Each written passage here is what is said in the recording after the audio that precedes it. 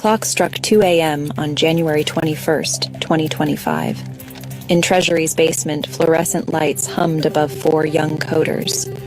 Their screens cast blue light across government-issued desks, illuminating energy drink cans and agency badges. As their algorithms crawled through decades of payment data, one number kept growing: $17 billion in redundant programs. And counting. Edward Corristein's code had already mapped 3 subsystems. Luke Ferreter's algorithms were tracing payment flows across agencies. Ethan Chautran's analysis revealed patterns that career officials didn't even know existed. By dawn, they would understand more about Treasury's operations than people who had worked there for decades. This wasn't a hack. This wasn't a breach. This was authorized disruption. While career bureaucrats prepared orientation packets and welcome memos, Doge's team was already deep inside the payment systems. No committees, no approvals, no red tape, just 4 coders with unprecedented access and algorithms ready to run. The beautiful thing about payment systems is that they don't lie. You can spin policy all day long, but money leaves a trail. That trail led to staggering discoveries. Programs marked as independent revealed coordinated funding streams. Grants labeled as humanitarian aid showed curious detours through complex networks. Black budgets once shrouded in secrecy began to unravel under algorithmic scrutiny. By 6 a.m., Treasury's career officials began arriving for work. They found systems they thought impenetrable already mapped, networks they believed hidden already exposed, power structures built over decades revealed in hours. Their traditional defenses, slow-walking decisions, leaking damaging stories, stonewalling requests, proved useless against an opponent moving faster than their systems could react. By the time they drafted their first memo objecting to this breach, 3 more systems had already been mapped. Pull this thread and the whole sweater unravels. He wasn't wrong, but he misunderstood something crucial. That was exactly the point. This wasn't just another transition. This wasn't just another reform effort. This was the start of something unprecedented. A revolution powered by preparation, presidential will, and technological precision. The storm had arrived, and Treasury was just the beginning. For decades, this principle, articulated by conservative strategist Troop Hemingway, remained more theory than practice. Previous administrations spent months, even years, trying to staff key positions. Trump's first term saw barely 100 political appointees confirmed by February 2017. Every delay meant another victory for the permanent bureaucracy. But this time was different. While media focused on campaign rallies and political theater, a quiet army was being assembled. In offices across D.C., veteran strategists mapped the administrative state's pressure points. Think tanks developed action plans for every agency. Policy institutes trained rapid deployment teams.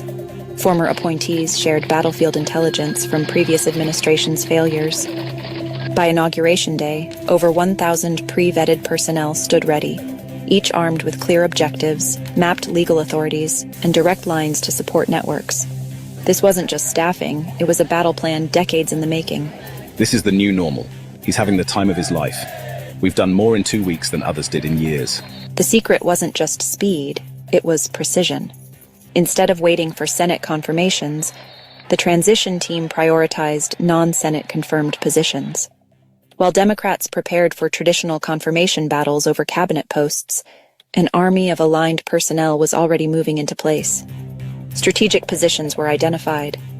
Legal authorities were mapped. Support networks were established. We don't have a lot of time. 4 years is a lot of time in political life, but it's not a long time in real life. This urgency drove innovation. When Doge's young coders breached Treasury's payment systems, pre-positioned legal teams neutralized resistance within hours. When career officials tried revoking system access, they discovered Doge's authority came from levels they couldn't challenge. When leaks surfaced, rapid response units fed counter-narratives to alternative media almost instantly. When you look at the people surrounding the president, we're trying to make it sort of easy for him to do what he wants to do in government. When you have the entire team firing on all cylinders, you can get a lot done. The permanent bureaucracy never saw it coming. They were prepared for resistance. They were ready for protests. They had plans for leaks and legal challenges, but they had no defense against an opponent who had spent years preparing for this moment. This wasn't just about filling seats. It was about building a machine designed to transform American governance. Every position mattered. Every appointment carried weight. And behind it all stood a president counting down not years or months, but weeks and days, driving his team forward with relentless energy. The foundation was set, and the revolution was just beginning. USAID fell next. No midnight raids this time, no secret algorithms, just a simple memo on agency letterhead. Pursuant to executive authority. Career officials panicked, and for good reason. Created by executive order in 1961, USAID could be dissolved with a single presidential signature. No congressional approval needed. No court challenges possible. Just one pen stroke, and 6 decades of carefully constructed financial networks would face sunlight. Pull this thread, and a lot of sweaters start unraveling. The resistance was immediate and telling. Career officials who had barely blinked at Treasury's exposure now worked through weekends to block Doge's access. Democratic senators who had ignored other moves suddenly demanded emergency hearings. Former USAID officials flooded media outlets with warnings about institutional knowledge loss and diplomatic catastrophe.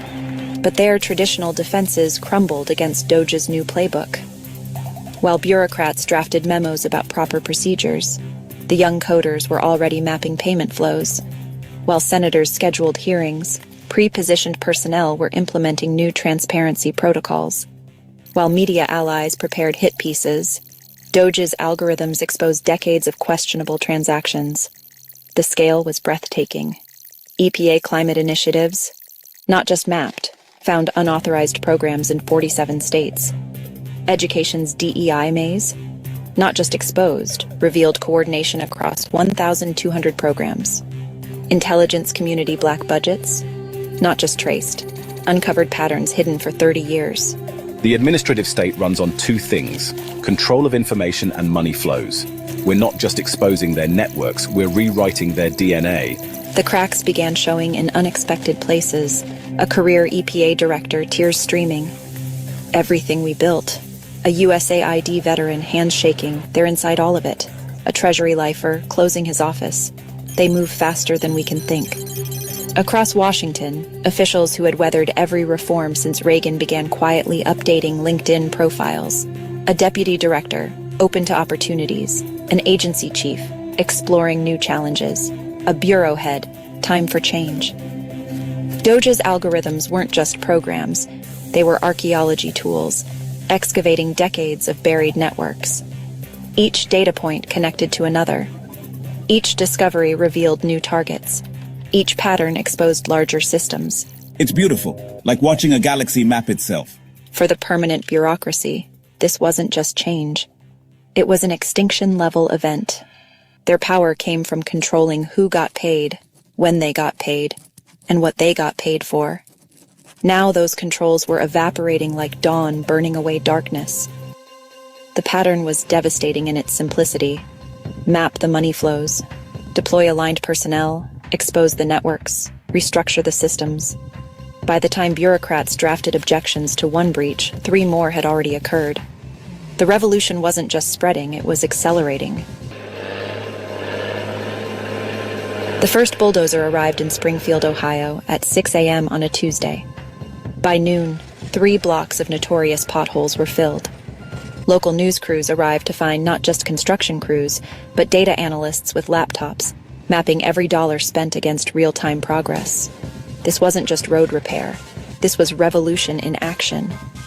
The woman grabbed the analyst's arm, tears in her eyes. 12 years. 12 years I've been calling about these potholes.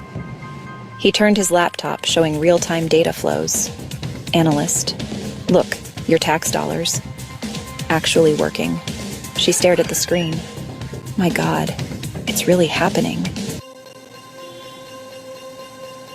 Across America, funds once lost in administrative mazes suddenly found their way to actual problems needing solutions.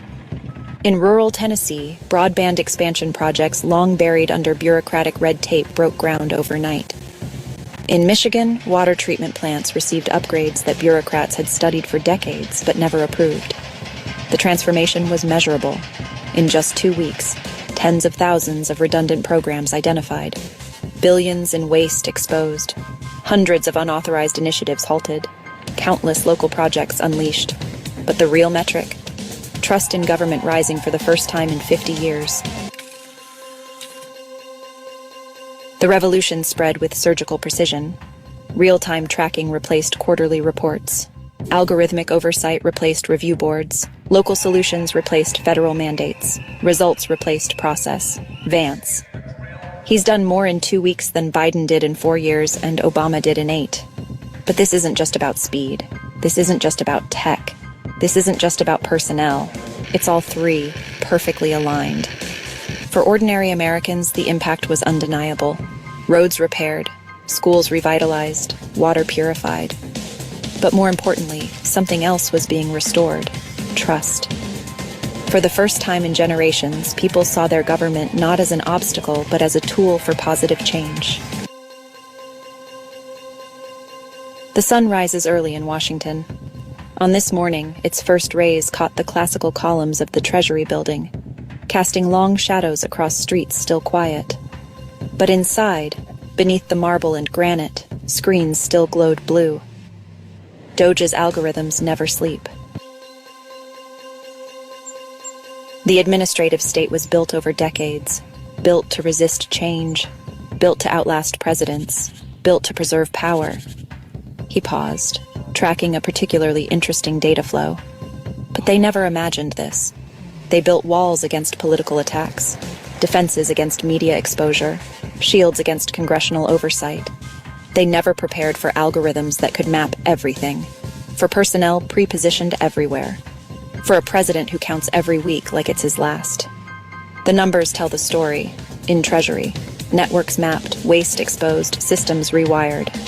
At USAID, decades of hidden flows revealed, power structures dismantled. Across agencies, redundancies eliminated, authorities realigned, missions refocused. But numbers aren't the whole story. Imagine changes coming to a community near you. Springfield, Ohio.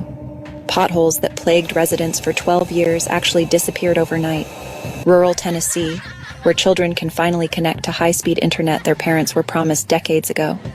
In Michigan, people truly drink clean water while bureaucrats' memos about studying the problem gather dust. This isn't just reform, this isn't just change. This is American governance reimagined. The pace is going to be the same.